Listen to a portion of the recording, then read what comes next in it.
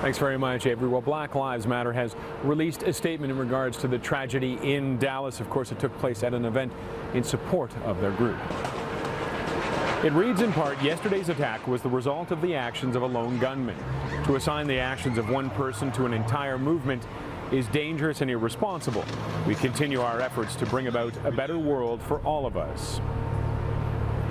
Now, of course, there is the belief up here that race relations are better than south of the border. Now, I just spoke with Janiyah Khan from Black Lives Matter Toronto, and she feels the issue is very much a problem here. I think we're in a moment of intense tension, which really to us symbolizes growth, but really we need to start talking about racism in Canada, in Ontario, and in Toronto as if it's real, because it is.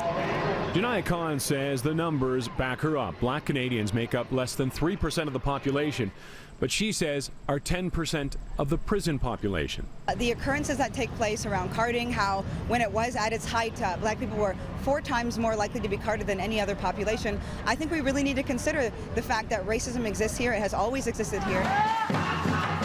So what is the solution? Khan says allowing marginalized groups to frame their needs rather than being told would be a start.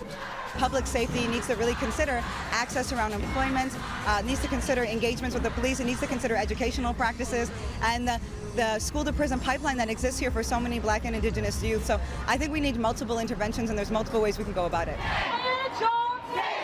Black Lives Matter Toronto has come to the forefront of the discussion with its controversial protests, such as blocking the Pride Parade. Khan says those tactics will not go by the wayside. Our job at Black Lives Matter Toronto is to apply pressure on the ground when other interventions have failed. That's what we did at Pride, and that's what we'll continue to do, because unfortunately when that pressure is not there, we are not seeing the type of response around more inclusion in this country. No justice, no peace, no racist police. No. As for the police, Khan says they have never refused to work with them, but they will only do so on their terms. We believe in transparency and we believe in accountability, and so because they're not going to meet us in that place to have a public meeting, it hasn't actually gone through. And finally, Dallas does the attack there, where a sniper killed 5 police officers and wounded 7 other officers, change things for Black Lives Matter Toronto? Khan says no. When we look at something like what's happening in the States, we really need to be mindful that this has a direct result of the types of tensions that come out of police brutality and the reaction that might happen as a result. Now, one activist and lawyer here in the GTA says it is important to recognize the distinction between the Black Lives Matter in the States and the one up here in Toronto, which is gaining momentum. I think the contexts are different. I mean, the American context is not the same context as Canada.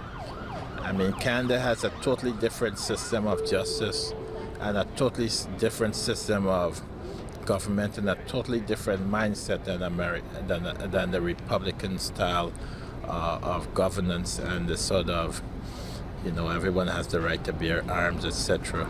in the United States. I think the culture in the United States is totally different. If you want to read the full statement from Black Lives Matter, it's on our website, citynews.ca. Let's head over now to Amanda Ferguson with reaction from our policing community. Amanda.